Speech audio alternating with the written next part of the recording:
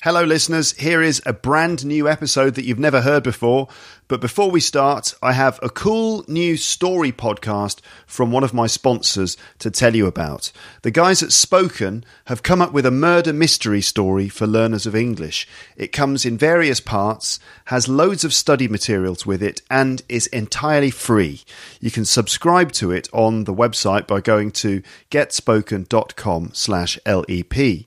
So their mystery story series is called The Wrong Man, and it's a 4-episode podcast story for learners of English filled with drama and mystery. The exciting format will keep you listening until the last moment and also help you to improve your English. Can you help to solve the murder? So, a little bit of storyline. Detective Becky Menendez of the Los Angeles Police Department was hoping to enjoy her night off, but one phone call changes everything. After a murderer escapes from prison and another victim turns up dead, it will be up to her to solve the case. Can she do it? So, that's a little synopsis of The Wrong Man. So, this story series is specially designed for people trying to learn English and improve their English. Each episode contains conversational English that will help improve your listening, and you'll also get to enjoy a great mystery while you're doing it. So there are many resources available that will help you along the way, including 4 high-quality audio episodes that you can listen to anytime, and they're available on the website and as a podcast. Full transcripts and study guides for each episode available free, and you can use those to follow along to make sure that you understand every word of dialogue. And also Facebook Live discussion shows for each episode in which you can talk with the creators, ask questions and have fun. So yes, The Wrong Man and accompanying resources are entirely free. And actually, if you share it with your friends, you can unlock additional free resources too. And to get early access to future episode transcripts, study guides and videos and things like that, you can just go to their website. It's getspoken.com/LEP. Okay? In fact, if you do that, you can sign up now to access the first episode of The Wrong Man. Just go to getspoken.com/LEP or click a Spoken logo on my website. So that sounds cool. It's all completely free and just sounds like a cool way to learn some English while enjoying a fun mystery story. Okay? All right then. Cool. So let's now start the episode, and here's the jingle. You're listening to Luke's English Podcast. For more information, visit teacherluke.co.uk.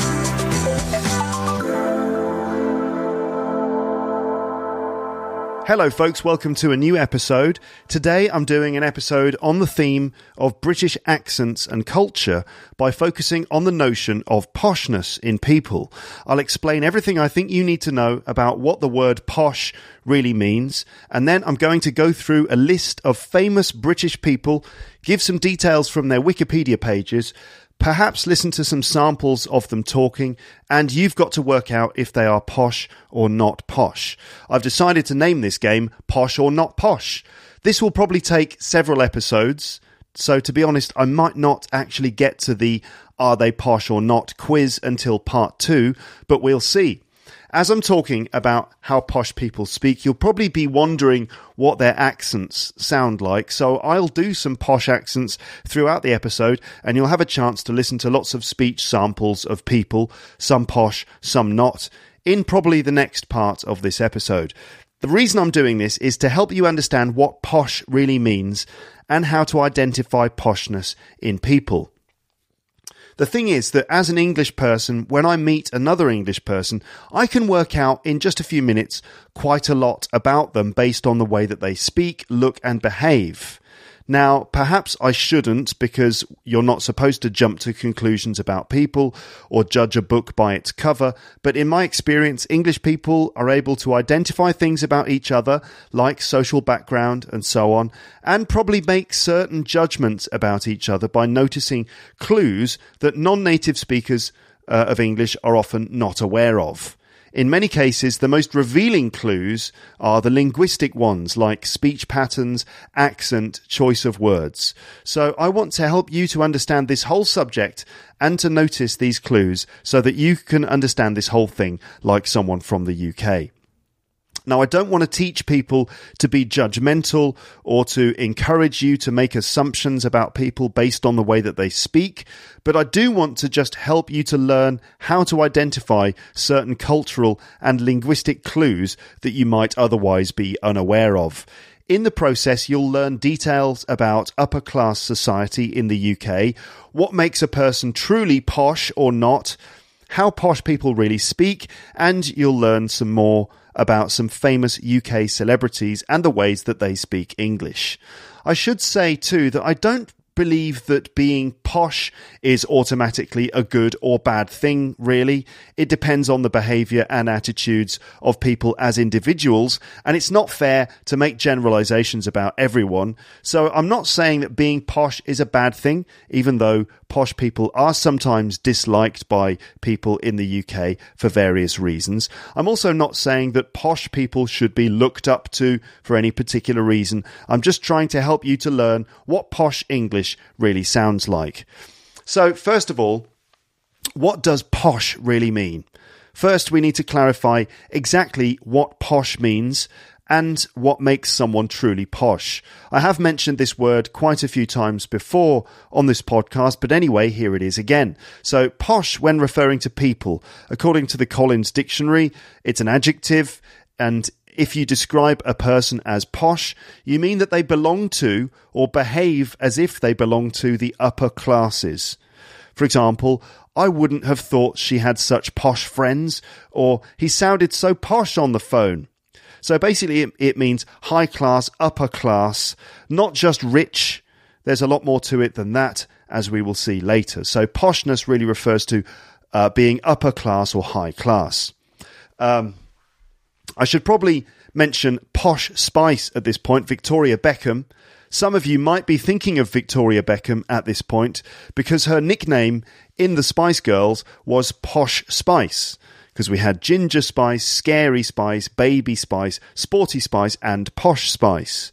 The press in the UK gave her that nickname because she had an air of sophistication and class about her, and she liked to wear quite chic clothes. But in terms of her background, she wasn't really posh at all. Now, you could argue that she is now more posh than she used to be, in some senses of the word, because she has achieved quite high status and is probably very rich and quite well connected in the fashion world and so on. But there's more to it than that, as I've said. So she still isn't truly posh. You can hear it in the way that she speaks. The same applies to David Beckham, who, although he's rich, successful, high status in the sense that he's a successful celebrity footballer, he's well connected, and he brushes shoulders with royalty and so on, he's not really posh either. So that's the word posh for people, upper class basically. Now that doesn't really explain it though, because now we're into the whole concept of the class system and what upper class really means, if indeed it still means anything these days, since we're living in an era when arguably class distinctions don't really exist anymore. Although I don't really agree with that, or at least I think you can still see traces of the class system running through society in terms of power and the attitudes that we have about each other. I'll come back to this stuff about poshness in people in a moment. I also want to say that we can say that things are posh too, not just people. So let's look at posh when referring to things. Again, it's an adjective. If you describe something as posh, you mean that it is smart, fashionable, and expensive.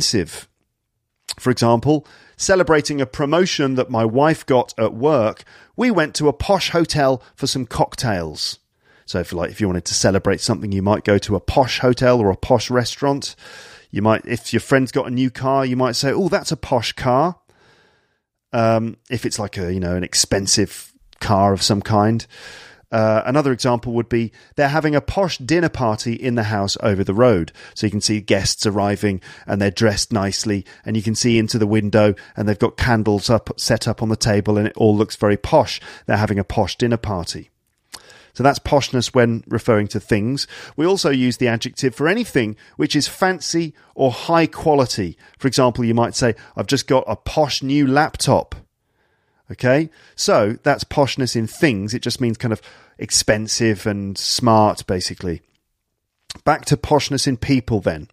So what is upper class? How do we define upper class or high class? It can be a question of perspective. Posh can be used to just describe people who you think are of a higher class than you, and this makes it a little bit subjective because what is posh for one person isn't necessarily posh for someone else. I mean, one example would be this episode of the podcast, and this is probably going to go up on YouTube, just the audio, and I tend to reach a slightly different audience on YouTube, so I wouldn't be surprised if there were some English native speakers, like people from England, who listen to this and listen to me and think that my voice is posh. I don't think I'm posh, as we'll look at in a bit, because we're going to sort of test my poshness later on. And I don't think my accent is posh, although I do speak with received pronunciation, which is associated with kind of posh people to an extent. Certainly it is associated with things like maybe the universities and the BBC and stuff like that. So there's kind of like some poshness in there, but I don't think I'm really posh, but some people listening to this might consider my accent to be posh. And here's me saying I'm going to do a posh accent later on, and you might be thinking, but you already sound posh. Well, I don't think so. I think there's a difference between received pronunciation, which is kind of like the standard way that I speak, and the way that a posh person speaks received pronunciation.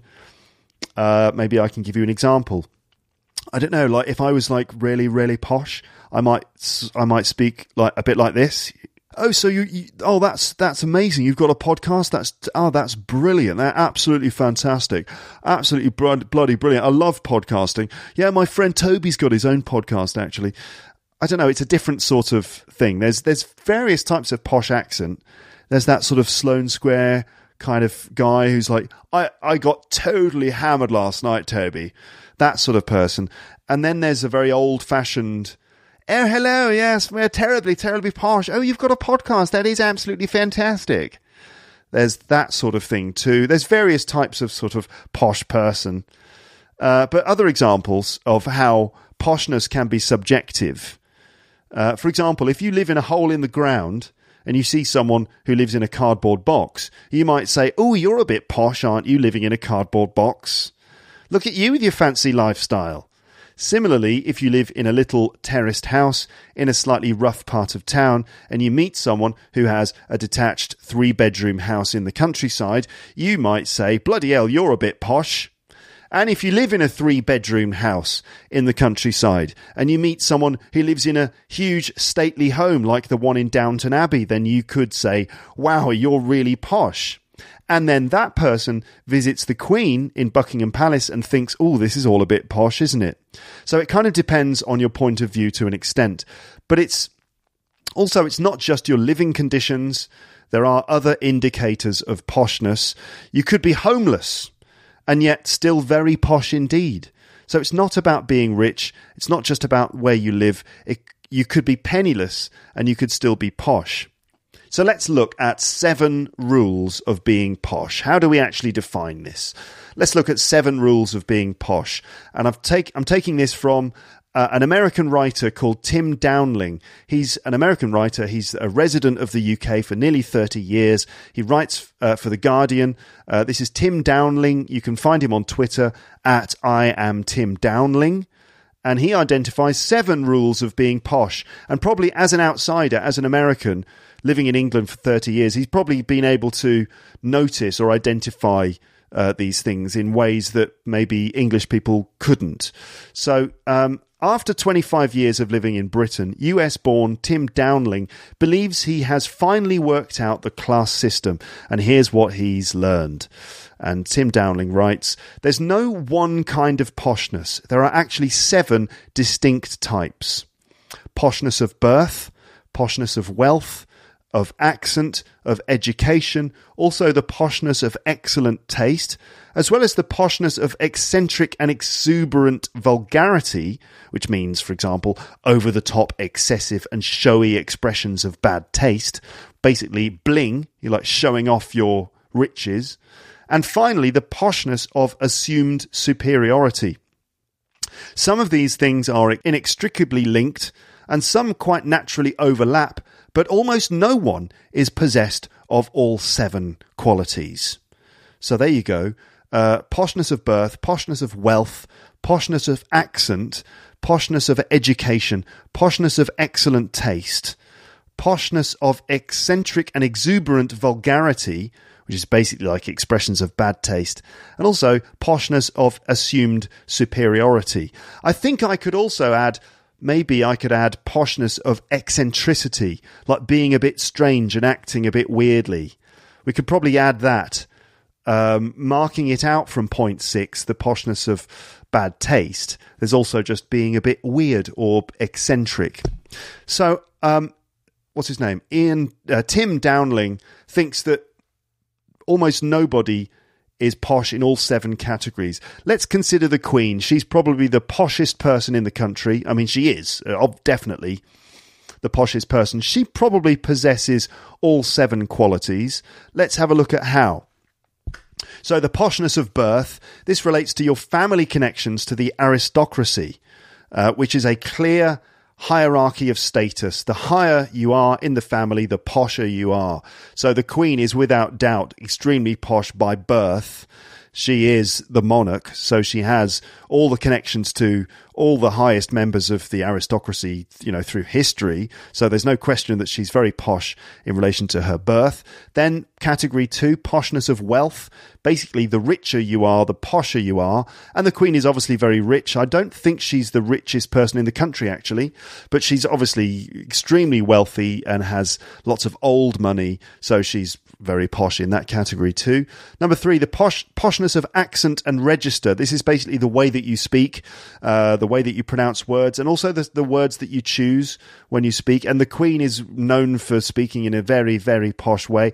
Oh, hello. Yeah, I don't know. Is it like that? The Queen, I mean, the sort of the jokey version of the Queen is that the Queen speaks like this. Hello, I'm the Queen. But really, it's kind of the Queen speaks rather like this. It's at this time of year, one's thoughts turn to family. Family. So not family, but family. One's thoughts turn to the family. So absolutely, she marks very high in terms of poshness of accent. Poshness of education. This is the school and university that you went to, and certain schools and certain universities are very posh indeed. In terms of the universities, it's going to be Oxford and Cambridge. But in terms of the schools, we're talking about the very exclusive public schools. They're called public schools, but they're not really. They're actually private, and they're very difficult to get into, and you tend to find that the kids of all the richest and most well-connected people end up going to these public schools. We're talking about schools like Eton and Harrow. And the Queen had obviously the highest level of private education. She had private tutors who would teach her one-to-one. I think she's extremely well educated. And also other members of the royal family like William and Harry, for example, went to public schools. So obviously the monarchy, the royal family, they're known for their high level of education. Number 5, the poshness of excellent taste. This basically means being into the fine arts, fine wine, fine food, anything with the word fine before it, basically. High art, fine art, and stuff like that. That's the poshness of excellent taste. And I think the Queen is probably marked very highly in this category, in the sense that I think that Buckingham Palace is full of fine art. Point 6 is the poshness of eccentric and exuberant vulgarity.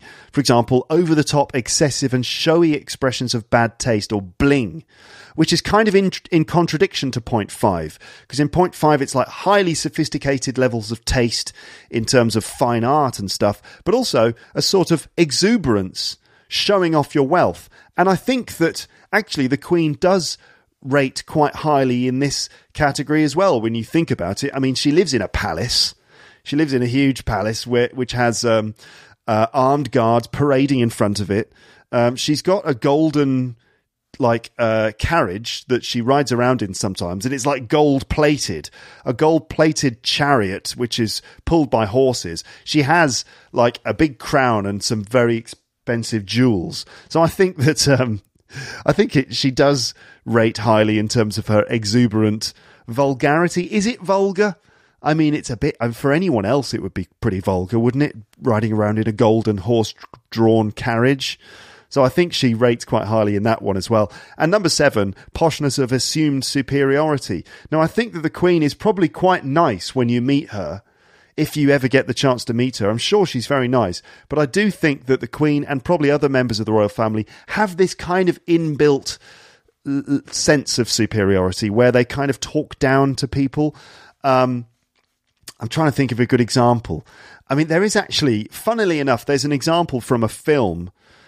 This is a slightly strange example, but I think it works. There's an example from a film, a Terry Gilliam film. Terry Gilliam was a member of Monty Python's Flying Circus. He was the animator and the film director. He's gone on to make various other films like, for example, 12 Monkeys with Bruce Willis. So Terry Gilliam made a film in the 80s which was called Time Bandits. And it's about a group of dwarfs who steal a map from God, and the map is basically full of little black holes, and you can use those holes to travel through time. And it's like a map of the universe, and they use the holes to travel through time and steal things from people throughout history. So they're basically time bandits. They're robbers through time. It's a great film. It's a really, really good film. And there's one scene in the film where they go back to the time of Robin Hood. You know Robin Hood, he's like kind of this semi-mythical character from English history, and apparently he was an aristocrat, I think, and he lived in the forest and with his band of merry men, and they would steal from the rich and give to the poor. So they were kind of philanthropic bandits living in the forest. And in the film Time Bandits, they actually go back in time and they meet Robin Hood. And the funny thing about it is that Robin Hood is played as if he's kind of like Prince Charles. He's played by John Cleese in the film, John Cleese from Monty Python and Fawlty Towers. And John Cleese plays him like Prince Charles, and he meets all of the robbers and talks down to them. "Oh, so you're a robber, are you? Jolly good." And you can feel this kind of sense of superiority in the way that he addresses and talks to the robbers in this scene. So let's have a listen. You'll hear John Cleese speaking sort of quite posh, and also hear him kind of talking down to people, but being nice. Good morning. You're all robbers. Oh, the best, Mr. Hood. Jolly good. And you're a robber, are you? Jolly good. And do you enjoy robbing then? Well, it helps pay the rent, sir.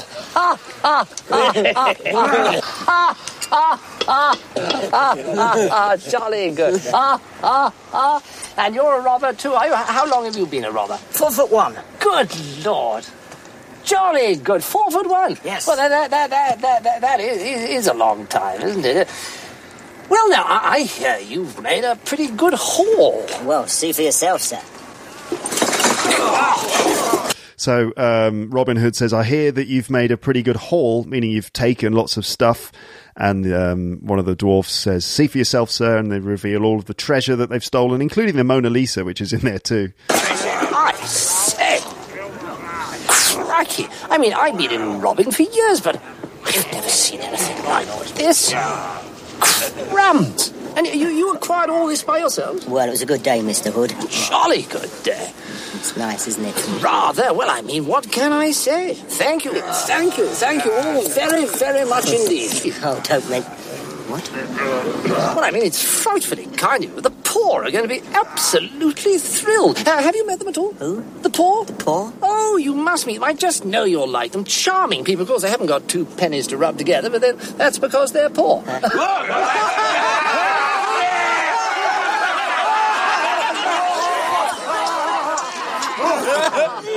All right, okay. Well, anyway, that was just a chance for you to hear an example of, I guess, a bit of posh speech, and also this sense of kind of superiority of kind of talking down to people. All right, so that's the Queen, obviously being extremely posh there. But how do you know if someone is posh? Now, you know, if you met the Queen, you'd be like, "Oh, obviously she's posh, right? Because it's the Queen." But if you just meet someone, let's say you're in London or you're meeting some English person somewhere, how do you know if the person is posh or not? What are the indicators of poshness again? Let's apply those 7 rules or indicators that were identified by Tim Dowling. And I think they're pretty good. I think the 7 types of poshness described by Tim Dowling are pretty good, actually. For example, let's apply it to my family, all right?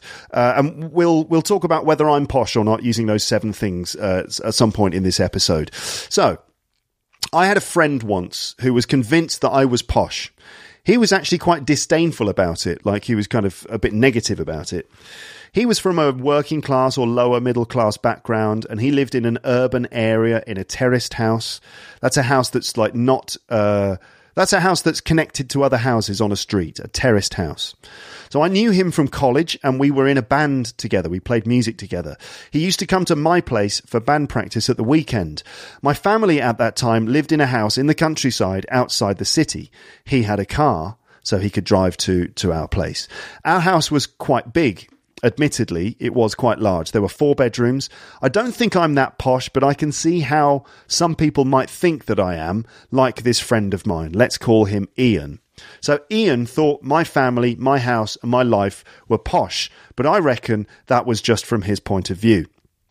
Also, there's a bit of politics involved, and if you're left-wing in the old-fashioned kind of up-the-workers kind of way, then you would probably view the upper classes as the elite establishment who serve themselves at the expense of ordinary people.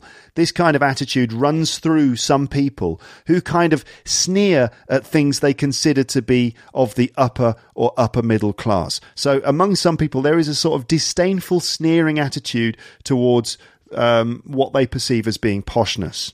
I also got the impression that Ian was a bit resentful of these things and the fact that my parents were approachable and nice, and I always felt a bit bad when he tried to make fun of me for being posh because I didn't see it that way at all. I thought he'd got me wrong. So here's what he thought made me posh. So first of all, my family didn't speak with a Brummie accent. Brummie, that's from Birmingham, because I grew up in the countryside outside Birmingham, and my family didn't speak with a Brummie accent, and neither did I. Although, actually, sometimes I did speak with a Brummie accent, because there's video footage of me speaking, and I definitely spoke with a bit of a Birmingham accent, but probably less than him. So, but generally, my family didn't have much of a Brummie accent. They spoke with RP, received pronunciation. They were also quite kind of cool and groovy parents who shared similar tastes as me.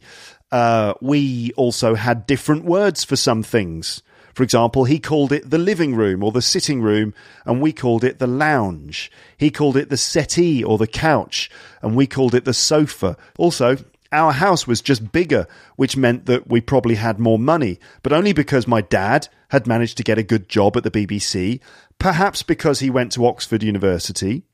Now, I know those things do make me sound a bit posh, like my dad worked at the BBC and he was at Oxford, but he got into Oxford because he worked really hard when he was younger and because his parents just brought him up well and because he's clever. No one else in our family went to Oxford except my dad and his brother, who went to Cambridge. But my grandparents and my great-grandparents never went to Oxford or anything like that. My granddad was a civil engineer who served in World War II. I think Ian's dad hadn't gone to university for whatever reason. But Ian would do all that stuff like, ooh, the lounge, why don't you lie down on the sofa in the lounge then? And all that kind of stuff, because he was making fun of me. Now, I don't think he was right in thinking that I'm posh, because I'm not. I went to a state school, not a private one. I didn't speak with a proper posh voice. I just received pronunciation with some Brummie, and there is video footage which shows that I had a Brummie accent at the time, because I wasn't actually born in that area. You see, we moved to Birmingham from West London when I was 9, so I might have sounded posh to him, but I wasn't really, really posh. There's a difference between my RP and posh RP, and hopefully we'll hear some of that later.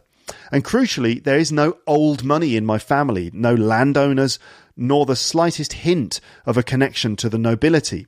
The fact is, although he would sometimes comment or make fun of me by going, ooh, the lounge, aren't you posh? Oh, you've got a gas Argus stove in the kitchen. Ooh, Now, none of that really mattered to me at the time. I was more interested in how he played the guitar and what kind of music he was listening to.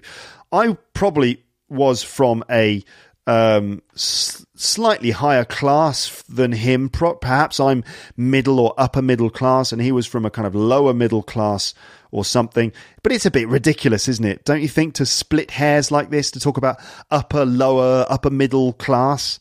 I think mainly it was the environment that I grew up in and the lack of certain working class tropes, like the kinds of brands that they would buy and even the way that they would talk to each other. And our house was full of art on the walls and books and stuff.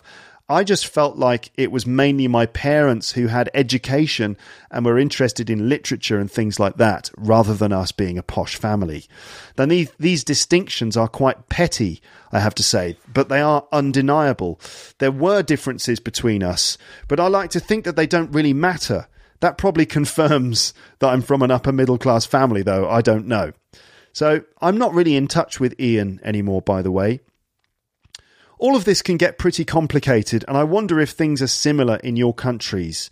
I can't really imagine what it's like in China, Russia, or anywhere else for that matter. When you meet people, do you sometimes meet people who are obviously from a higher class? Can you hear it in the way that they speak? Can you see it in the way that they dress and the way that they behave? Is there some historical reason for that?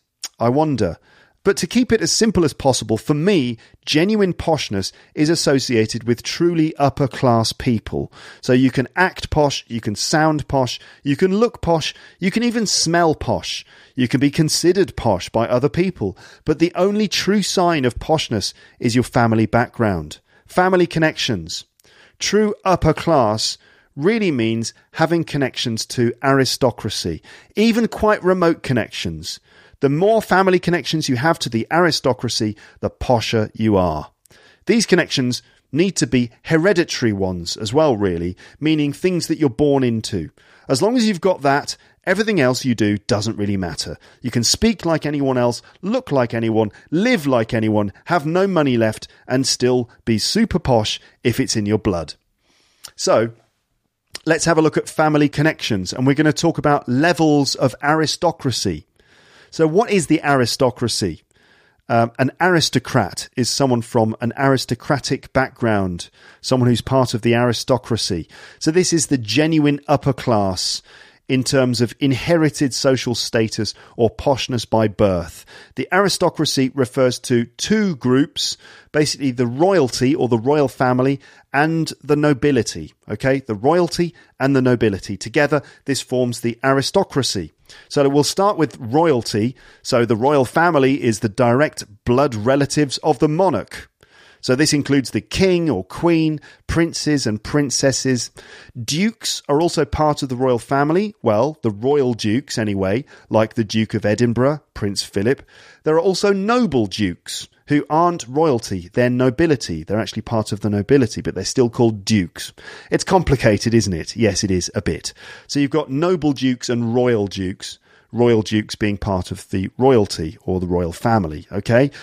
All right, so that's the Queen and her immediate family. That's the royalty, the very highest level of social class.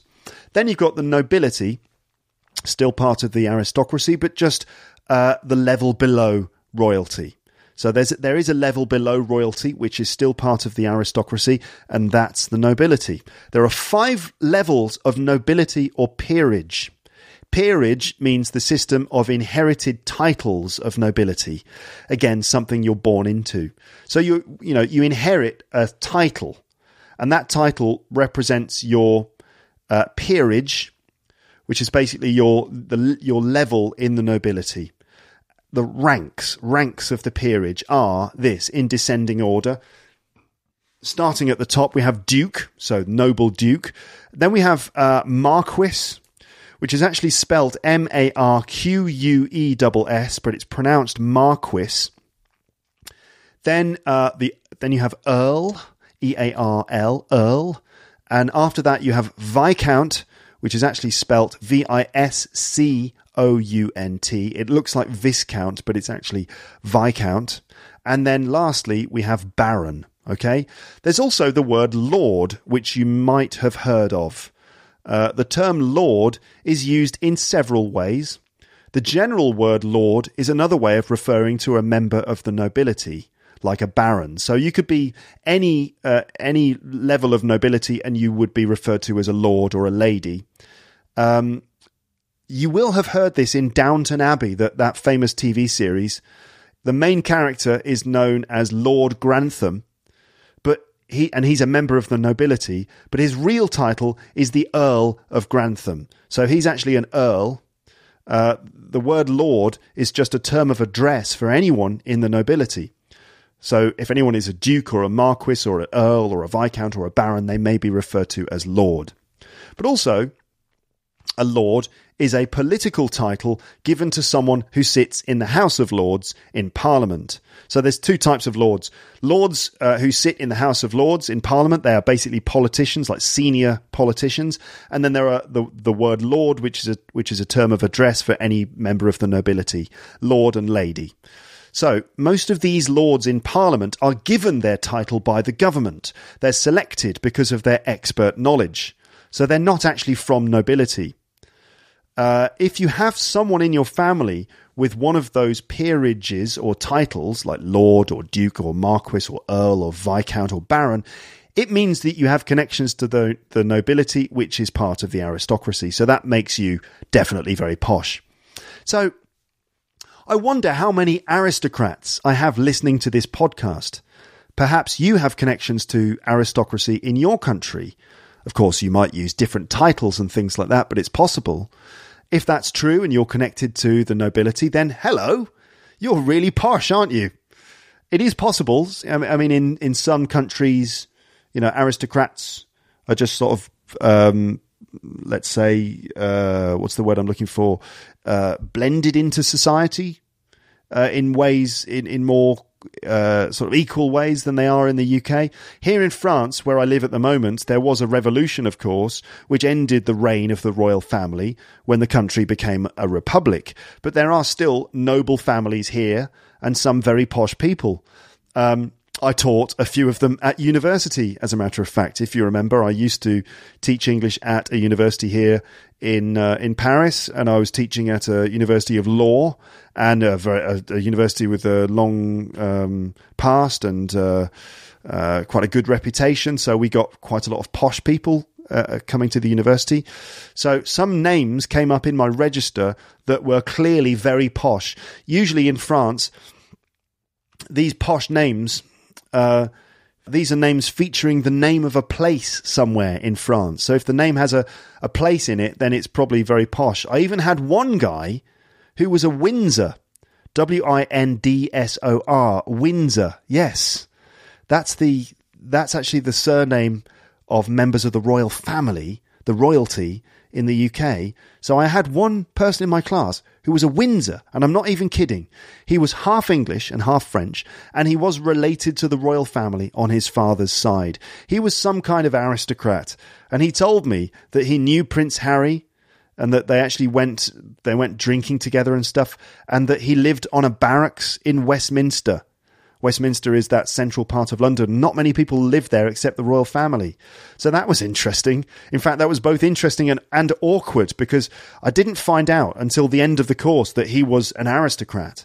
And one of the topics that we had covered was monarchy in the UK. It was an English class at university, but this guy was basically bilingual. He still took my class, though, for some reason. I knew he was posh because he told me that he lived in Westminster when he spent time in London. And almost nobody lives in Westminster, in Zone 1 of London, except the Queen, the Prime Minister, some civil servants, some soldiers, and various super posh people. So I knew he was posh. And we'd spent some time dealing with arguments both for and against the abolition of the royal family in the UK, just as an exercise in academic writing and debating skills. And I wonder how he felt about that. He said he enjoyed the class, which was nice. But anyway, that was interesting. So anyway, I wonder if I've got any aristocrats listening to this. If that's the case, hello. There's actually a list of peerages, those hereditary titles, where all the family connections are published. So you can actually find them all published. It's called Burke's Peerage, and you can get it online at www.burkespeerage.com. And I've had a look in there. There are a few listings for Thompson, and they are knighthoods mainly, it seems.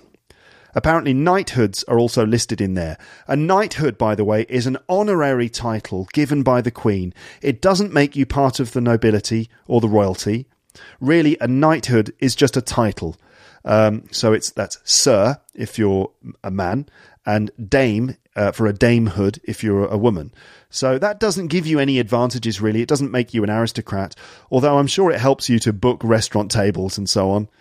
So Sir, like Sir Paul McCartney, he was knighted. He was given a knighthood. Those are listed in Burke's Peerage, but knighthoods don't count as being part of the aristocracy. They're just sort of honorary titles. It seems so complex because there are loads of complex volumes and lists. I'm not in there, and neither is my dad, of course. Now, if you don't have those connections, you're not really, truly posh. But you might be described as posh because you might have some aspects from other categories, or people might just judge you to be from a certain background. Let's think of the example of Kate Middleton. Kate Middleton is an interesting example here. She's not really posh. She's not from an aristocratic background. Although I think, actually, when you look at a family tree, there may be one very vague connection to the aristocracy somewhere in there.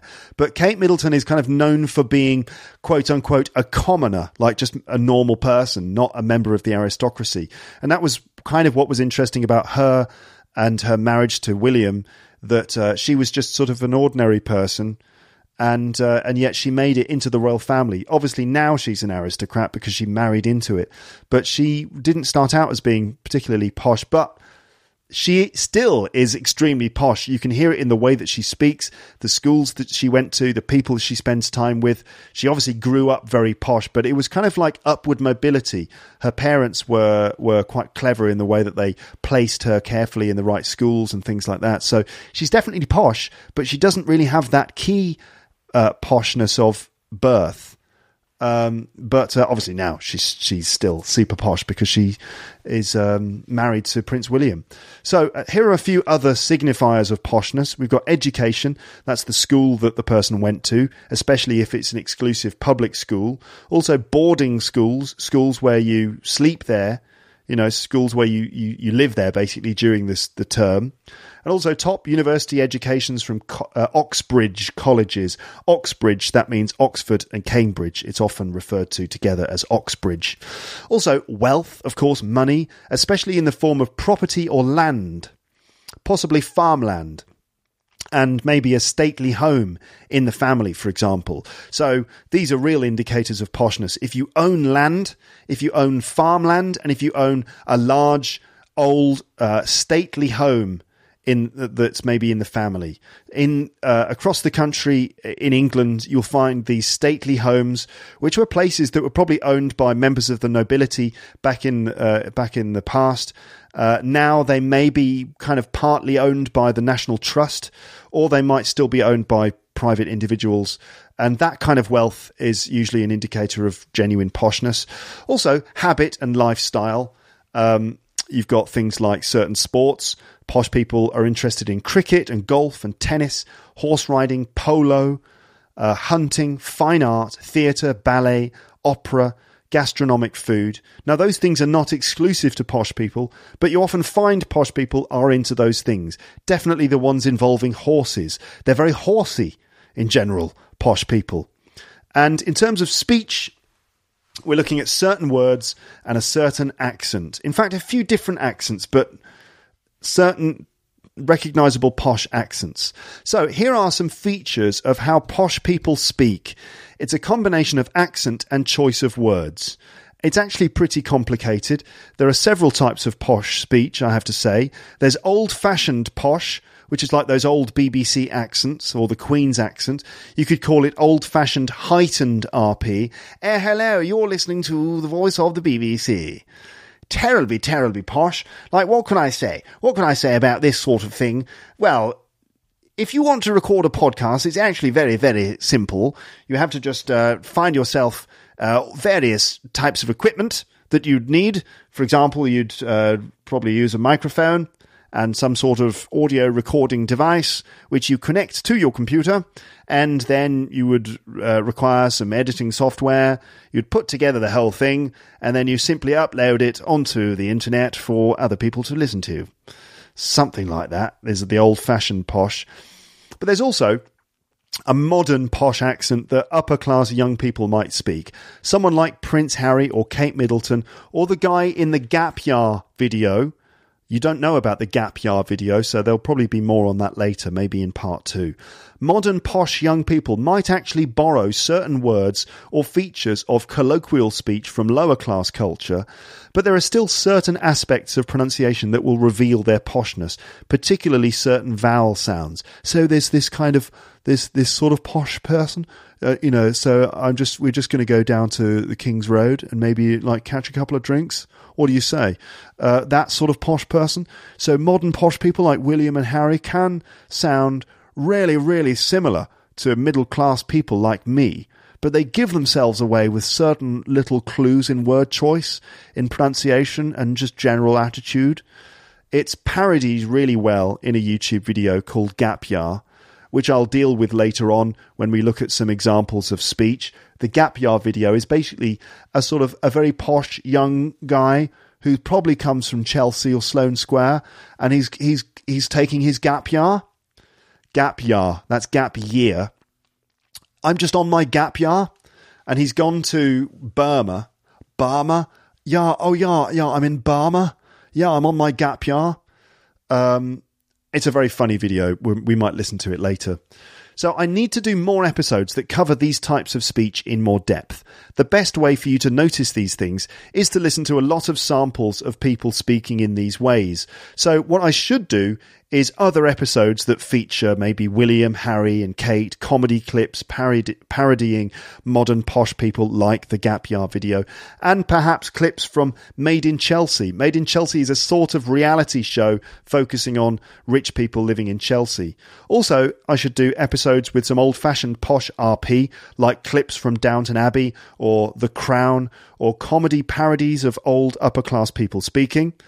That's a lot of content. You could also check out those things online. But here's an overview of some general features of posh heightened RP. So heightened RP or posh RP, to a large extent, it's clear English with every sound clearly enunciated. To be honest, you will probably love it. I'm just saying, usually learners of English love hearing posh English because it's clear, which really means it matches the old-fashioned English that was probably used to make old learning materials for decades.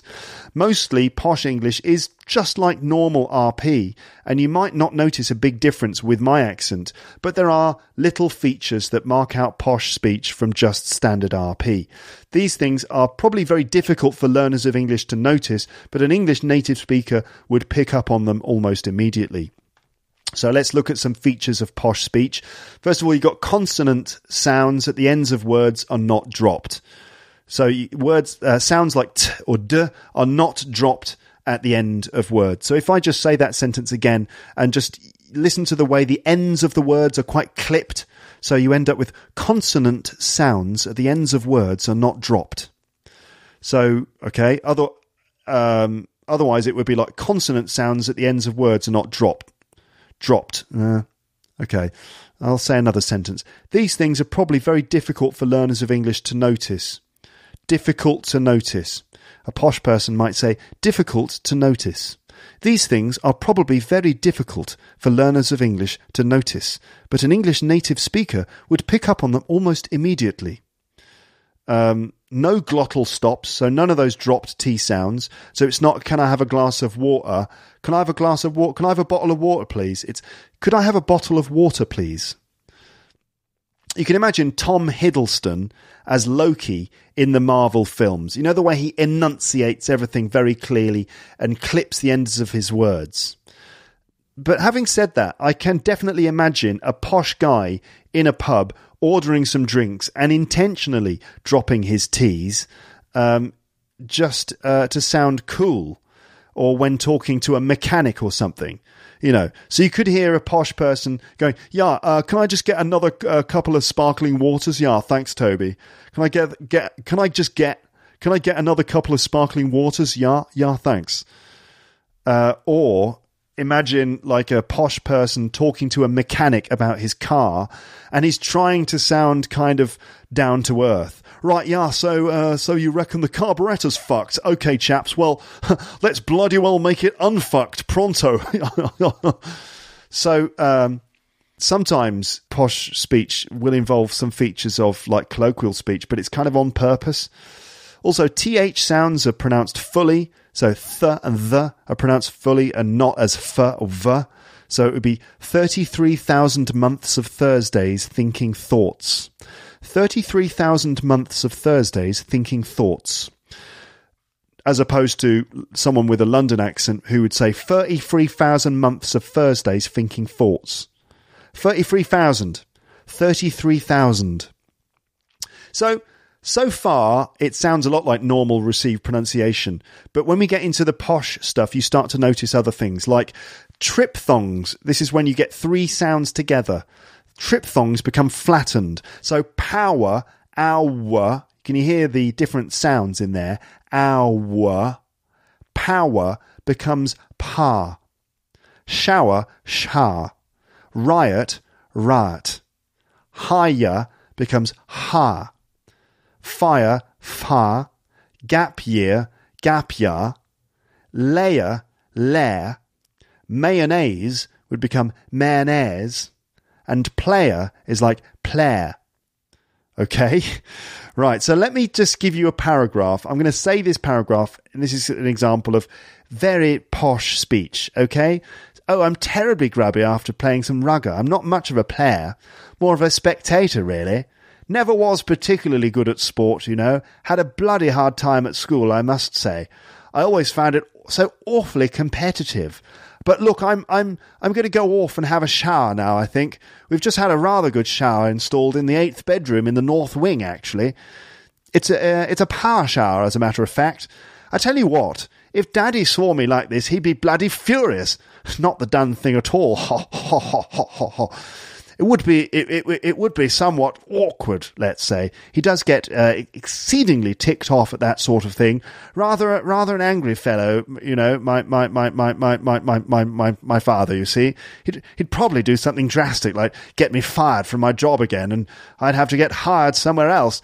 Oh, so this is a podcast, is it? Jolly good. It's an absolute riot, isn't it, this internet stuff? I did a bit of English teaching in my gap year, actually. Oh, yeah, it was bloody great fun, actually. Anyway, mustache. So, certain words you'll hear, for example, adverbials like terribly, awfully, rather, not at all, exceedingly, somewhat, and frightfully. Okay? It's frightfully cold outside, isn't it? Awfully cold. Also, you would hear posh people referring to their parents as mummy and daddy. Mummy and daddy, not mum and dad, but mummy and daddy, especially the girls. And also saying things like, yeah, and you know. Oh, yeah, you know, quite a lot. Also, there are other posh signifiers like clothing. Obviously, posh people are going to wear expensive brands, but the posh look is probably like this.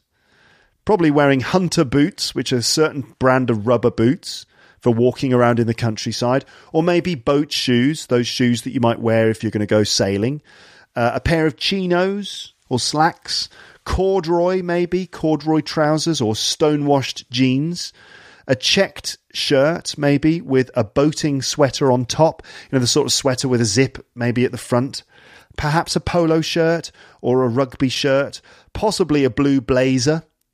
Maybe like a blue blazer with a rugby shirt and stonewashed jeans and boat shoes.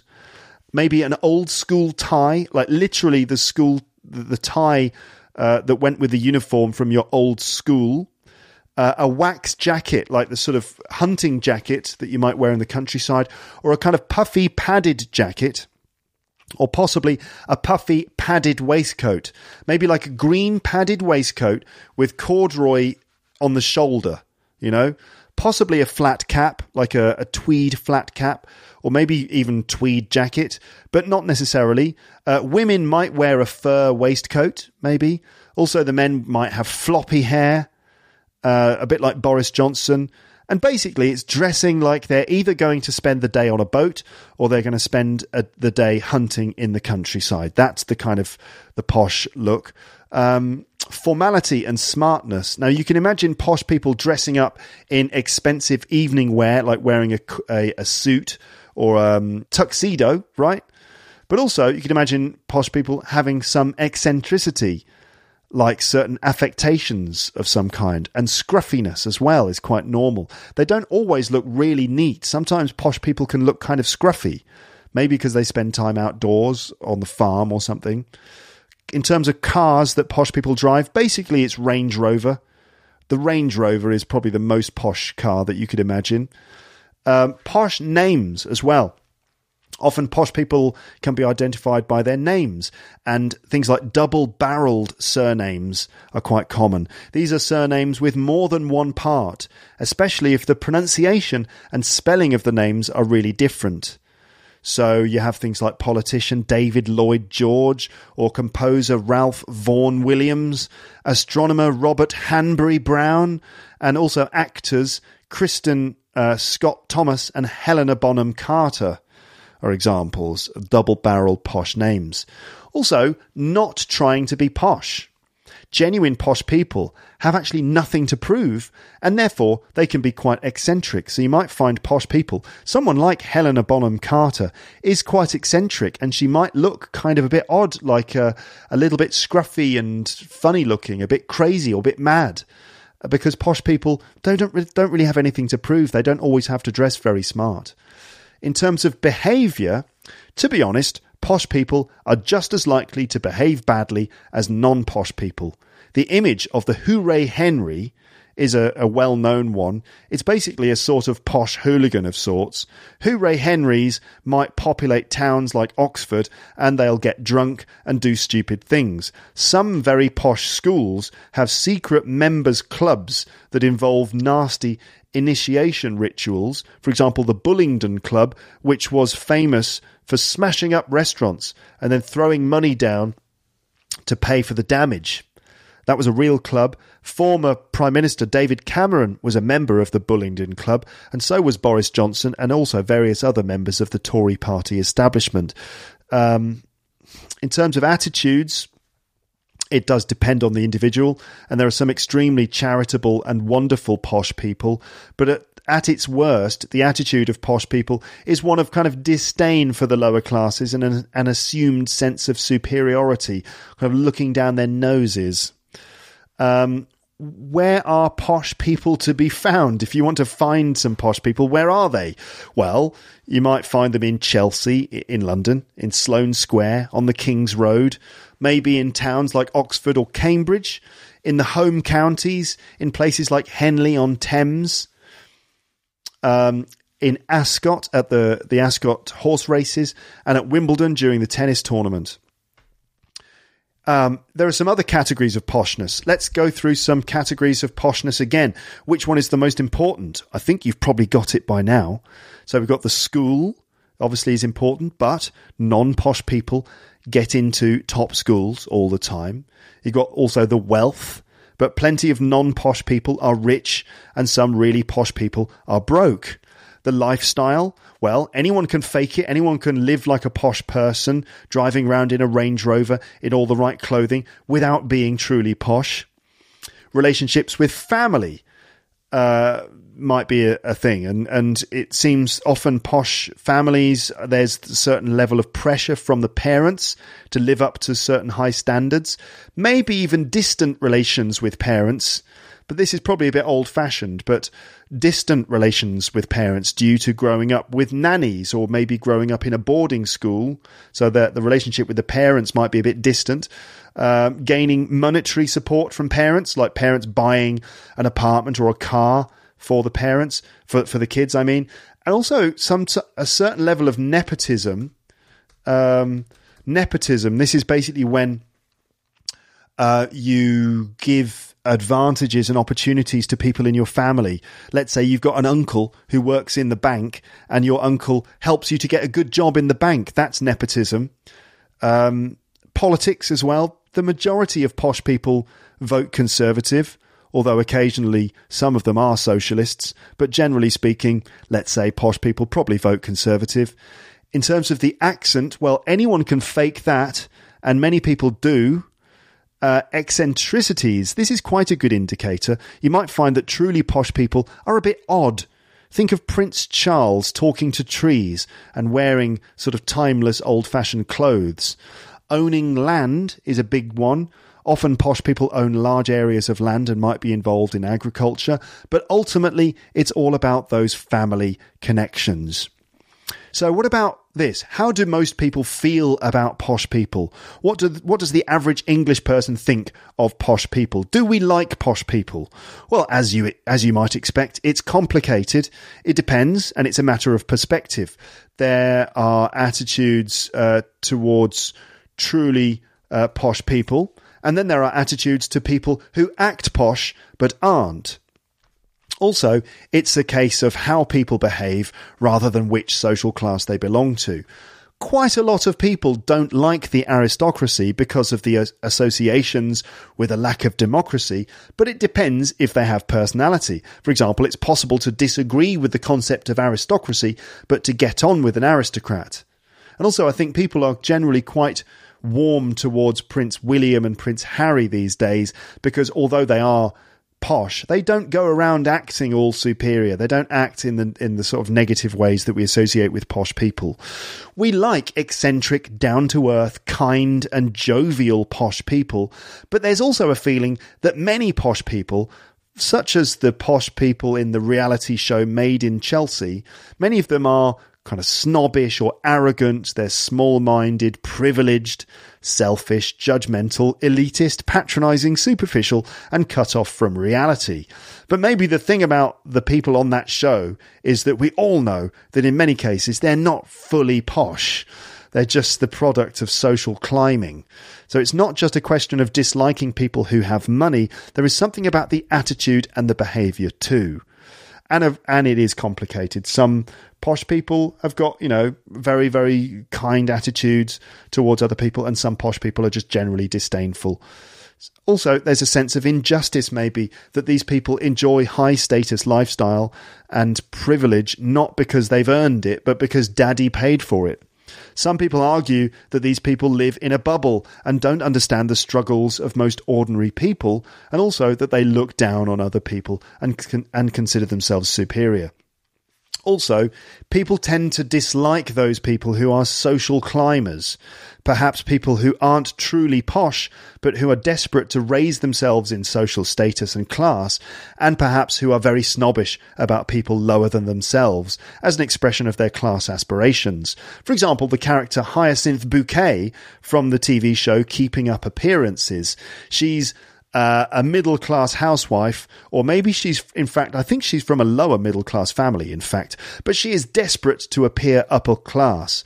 Ultimately, she's fake, and she's a snob. But honestly, I think what people really don't like is if people are being fake, if people are faking it and acting superior when they're not, or if people are just being mean in some way, for example, assuming that they're superior to everyone and talking down to people. So it's basically being fake and being mean. These are the things that we don't like. When a person is genuinely posh and has proper connections to nobility, you might find that Brits are a bit more sympathetic to them. But people who are trying to show off their wealth and who have aspirations to being seen as posh but aren't really posh, we dislike that. They don't know their place. Don't get above yourself. This is kind of an important thing. It must be the same in your culture. Don't we all dislike it when people are fake or condescending or conceited, disrespectful and snobbish, regardless of their social background? Equally, we will like people who are charming, respectful, amusing, kind, and so on, regardless of what their background is. Class is hard to explain to people who haven't had exposure to the culture, grown up here, met all kinds of people, you might not have the same feelings about this subject. It's also related to politics. A lot of the time people visit the UK and are absolutely charmed to pieces by people that the rest of the country might dislike for some reason. For example, a lot of Americans just fall over themselves when they hear a posh British accent. Even someone who isn't really posh, but just who speaks with received pronunciation, like me, for example, is immediately given something like noble status by Americans. Like, oh my God, I love your British accent. You sound so regal and sophisticated. Often, if you speak like me, Americans will assume that you're somehow highly educated or sophisticated or something. Foreign people are often fond of the stereotype of British people as being very posh, as if that's normal. But it's not really normal. For example, the image of the gentleman in a suit with a top hat or something, or the family from Downton Abbey who spend a lot of time drinking tea and talking in quite a formal and polite way. Most of us aren't posh, and we genuinely see posh people as a bit weird and disconnected from real life. So, are those stereotypes about posh people true? Are the stereotypes true? Well, partly. But I think that most truly posh people also face plenty of challenges and hardships of their own. There's also a certain amount of upward snobbishness and generalisation going on. People from middle-class backgrounds might resent upper class people. I mean, like if you look at something like fox hunting, arguably, you could say fox hunting is actually a kind of an important aspect of country life, that hunting foxes is an important way to control the population of foxes. And if foxes, aren't controlled, they can be damaging. So fox hunting is actually a very important part of it. And it's also an old tradition of country life. But what you get here with fox hunting is you get sort of middle class people who live in the city looking at upper class people who live in the countryside, and then kind of a certain upward snobbishness, like hating that kind of lifestyle and then seeking to try and ban fox hunting. So it's somehow considered acceptable to be judgmental and snobbish in an upward direction. Some of the dislike of posh people is jealousy, but not all of it. It's not really fair to generalise. We should judge people on an individual basis. I'm sure plenty of upper-class people are really great. We shouldn't judge all posh people by the people that we see in Made in Chelsea. It's probably not fair to tar them all with the same brush, just in the same way that we wouldn't generalise about any group in society. For example, you wouldn't say that all working-class people are hooligans just because some of the actions of some football fans on TV. Nevertheless, a lot of people take the piss out of posh people, resent them for their privilege, and even hate them for the fact that they're rich because of old-fashioned elitism and the so-called Eton Mafia. So, now that you're armed with your new knowledge about posh people, do you reckon you can spot a posh person? Well, let's see. This is pretty much the end of part 1, but before we finish, let's just go through those 7 criteria or maybe even 8 criteria of posh people and just consider whether I'm posh or not. So we'll start with poshness of birth. Well, no, absolutely not. I have absolutely no connections to aristocracy in my family, and my mum and my granddad's girlfriend both have done extensive research into our family trees, and they've produced like these big family trees that we've all got, so we can see our lineage, and there is absolutely no connections to poshness in there at all. We're English, we're utterly English, maybe with a little bit of Welsh in there too, but we are English for generation and generation and generation. It seems coming from Yorkshire, that's where both my mum and dad's families originate, with a bit of Welsh in there too, but no connections to aristocracy at all. So no poshness of birth. Poshness of wealth, I think that my family do okay. My dad, had a good job at the BBC. I'm an English teacher. You don't get lots of money doing that. So in terms of poshness of wealth, well, I think I'm probably middle class in that sense. Poshness of accent. This is probably the one of the main ones where I score quite highly, because I do speak receive pronunciation. I do speak quite clearly. I don't have a strong regional accent. I don't think I have those features of really posh speech. I don't think I really speak like that. I don't think I really speak like that. You know, I don't have that sort of terribly posh way of speaking, you know. I don't really think I speak like that. But my accent might sound posh to some people, so I'll probably score a few points there. Poshness of education, well, not really. I mean, my dad went to Oxford. That's probably the poshest thing about my family, is that my dad went to Oxford and worked at the BBC. In terms of my education, no, I've got a very, very normal, very ordinary education. I went to a comprehensive school, a state school, so it wasn't a private school. I went to a sixth form college, another comprehensive, you know, state-run college, and then I went to university. It wasn't one of the Oxbridge universities. It was just an ordinary former polytechnic university in Liverpool. So, in terms of poshness of education, no, not really. I'm utterly middle class. The poshness of excellent taste. Well, I'm not really into antiques, fine art, stuff like that, fine wine, gastronomic food. I'm not really into any of that stuff. I quite like it, but I'm into pop culture. That's my stuff. I like the Beatles and I like Star Wars and Marvel comic book movies and stuff. So, no, I don't rank very highly there. Poshness of exuberant vulgarity, not at all. I think I'm kind of modest, really, in the way that I dress and the way that I live.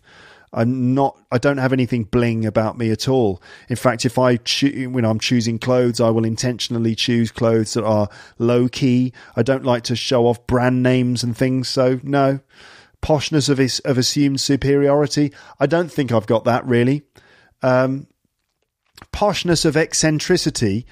I don't know. I think I'm maybe a little bit odd, but no more than the average person. So there you go. I'm not very posh at all, even though I might sound a little bit posh. So there you go. Actually, you know what? Just to finish off, I've got this quiz on theguardian.com, and this says, how posh are you? Take our quiz. Let's go through this quiz at the end of the episode, and we'll see how posh I am based on this quiz. So there are how many questions here? There are, how many? 23 questions. All right, let's go through it. You can find the link to this, so you can do this too if you like. So question 1, what do you call the people that you get drunk with? What do you call the people you get drunk with? Do you call them your friends, or do you call them a drinking society? Well, of course I call them my friends. I think that posh people might have a drinking society. You can imagine like David Cameron when he was at college or something. He was a member of various clubs. A drinking society. No, just my mates, my friends. Number 2, do you have a degree in history of art? No, I don't, although many posh people would have degrees in history of art. Number 3, do you think it's unfair to make fun of posh people? Well, not really, as long as I think it's okay to make fun of everyone. But yeah, there's certainly nothing wrong with making fun of posh people. In fact, I think you should punch up as a comedian. You should be making fun of people in a higher status than you, not punching down at people weaker than you. So yeah, I think it's okay to make fun of posh people. What is this item of clothing called? And there's a picture here. If you're wearing a tuxedo, you have your trousers and your shirt, and sometimes you have a kind of silk thing that goes over your belly. It's like a big, wide belt made of silk. What's it called? Well, I think it's called a cummerbund. I think so. Number 5, if you have to go to a white tie event, a white tie event is a very formal event. It could be a big dinner, and you have to wear a white tie and a tuxedo and stuff. So, if you have to go to a white tie event, do you need to rent or borrow an outfit? Yes, I do. I don't have a tuxedo, so I would have to rent one, so yes. Number 6, have you ever been punting? Punting is kind of like a form of boating. In Oxford, they go punting. Punting is basically like these flat-bottomed, I think they're flat-bottomed boats where you can sort of maybe sit about 3 people and they lounge in these boats, maybe drinking champagne or something. And one person stands up at the back with a big wooden rod, which they use to push the boat along the river. And they're pushing the boat, they're pushing the wooden rod off the bottom of the river, off the riverbed. and it's called punting. Have I ever been punting? I have been punting once when I was a little kid when we visited Oxford, I think. So yes, I have, but it's not something I do a lot. But posh people are known for punting. It's one of those posh things. Number 7, do you know anyone who knows anyone from the cast of Made in Chelsea? No, I don't. I don't know any of those people, and I don't know anyone who knows any of those people at all. Completely out of my social circle. Number 8, have you ever bought anything at Jack Wills? Jack Wills must be a clothing brand. Let's have a look at Jack Wills and see the kind of stuff that you can buy there. I guess it must be a clothing brand for posh people. Let's have a little look here. Some pictures. Jack Wills. So we're looking at sweaters and kind of a preppy sort of clothing, a bit like the stuff I described before. Have I ever bought anything at Jack Wills? No, I haven't. Never. Number 9, was one of your childhood pets a horse or a pony? No, my childhood pets were gerbils and goldfish and cats and things. So no, never had a horse or a pony. I told you posh people are very horsey. Oh yes, we're getting Hyacinth the pony for her birthday. We thought it about time she had her own pony, you know. Number 10, what's this item of clothing called? It's one of those padded waistcoats that you might wear if you're going horse riding. I don't know what it's called. Is it a sash? Is it a cummerbund? Is it a gilet or a cravat? I think it's not is it a sash? I'm going to say it's a sash. Number 11, have you ever paid to become a friend of an art gallery or theatre? So if you become a friend of an art gallery or theatre, it means you kind of become a patron. You pay and you might get like theatre tickets or something. No, I haven't. Do you know how to play croquet? No, I don't. Croquet is a kind of garden sport, a summer sport played by posh people, and it involves metal hoops which are pushed into the grass in the lawn of a garden, and then you get these big wooden hammers and wooden balls, and you have to kind of like hit the balls through the metal hoops. No, I don't know how to play croquet. Number 13, have you ever been to the Royal Ascot? Ascot is a horse racing event where posh people go. No, never been to Ascot. I don't think I'm very posh. Number 14, do you own a shooting stick, Hermes headscarf or a boot jack? No, I don't.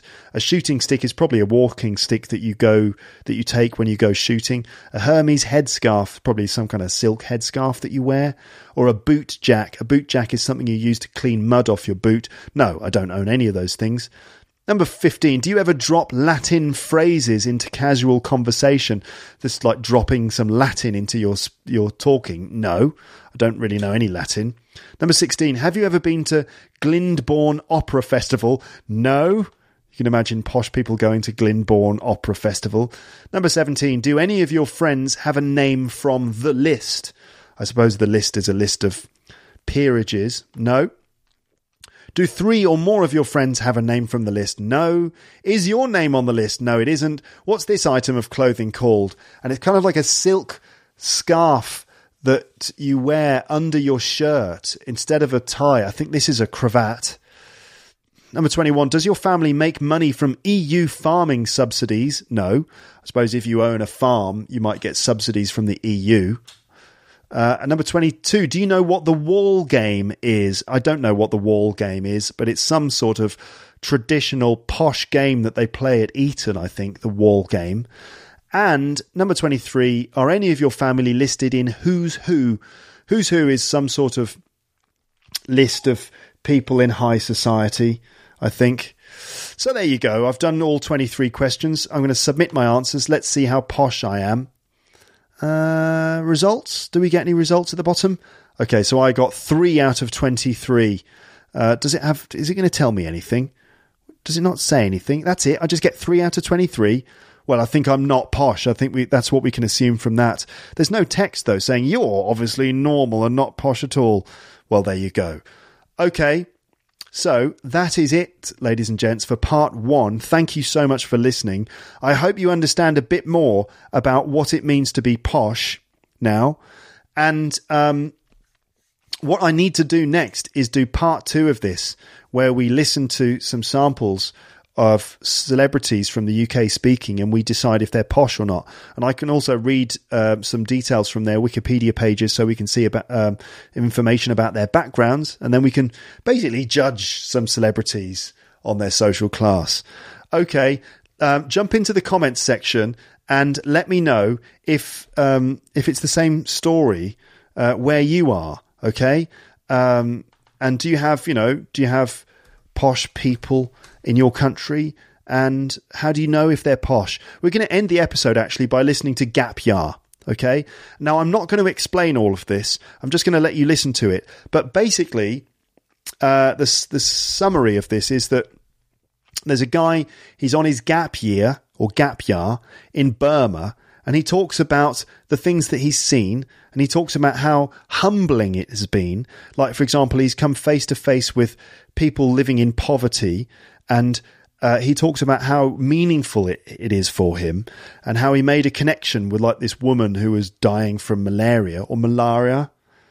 And then he talks about how he just chundered everywhere, and I just chundered everywhere.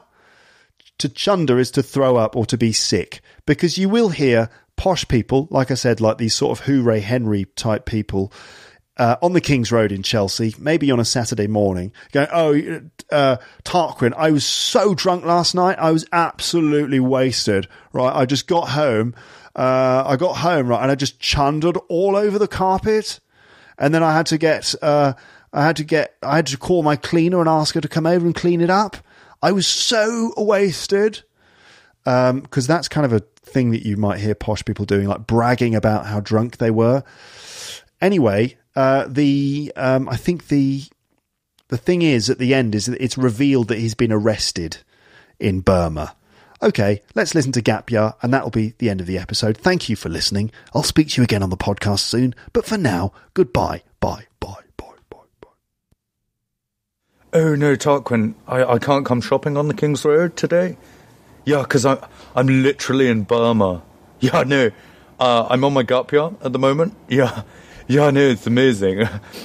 Yeah, I can't believe you said that, because that really reminds me of this time on my gap year. Yeah, I was in Africa, in Tanzania, and I saw this woman with malaria. She had like flies all around her eyes.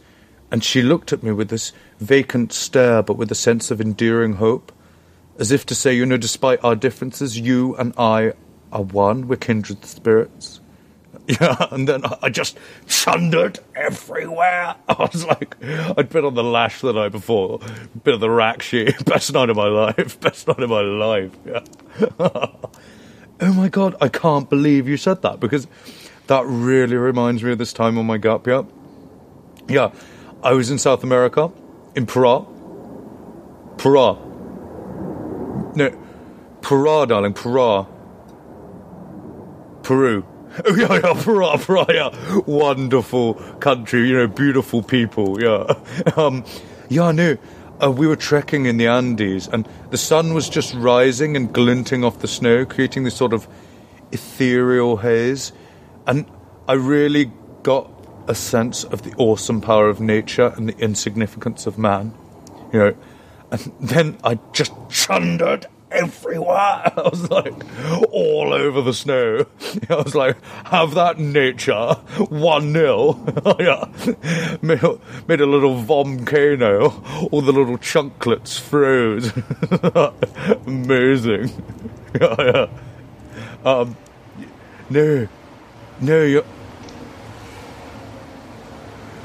You're so right. You're so right. Global warming, it really is an insignificant truth. Yeah, no.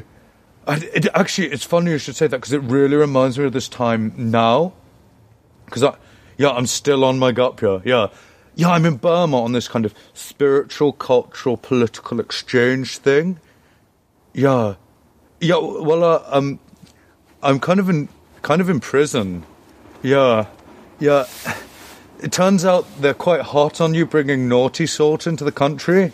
And it's so spiritual and political and cultural, but it's also kind of brutal and demeaning. I mean, there's not much food, and I don't really know what anyone's saying. And the other day the guards took me out at gunpoint into the square, and then I just chundered everywhere. Yeah, we'd been on the lash the night before in the prison, bit of the supplies. Yeah, I was like, banter. Yeah, amazing. Just like Fulham. Yeah. Okay, so that was Gap Year. Thank you for listening. Speak to you soon. Goodbye. Thanks for listening to Luke's English podcast. For more information, visit teacherluke.co.uk.